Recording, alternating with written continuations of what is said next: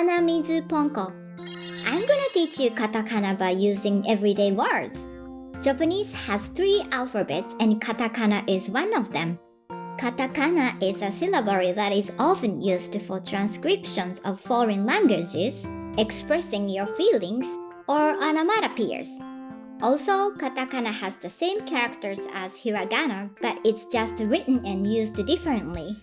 Okay, today's katakana is aiueo. Akan. No good. イライラする irritated. う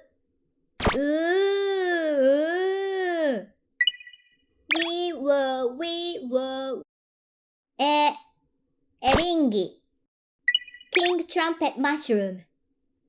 オレオレ詐欺 It's me, phone scam. Both hiragana and katakana were based off kanji. Katakana looks a little simple and has less round lines than hiragana, so it's easy to write and remember. Let's remember katakana and write your language in katakana. It's gonna be so confusing for both you and me. Well, see you next time!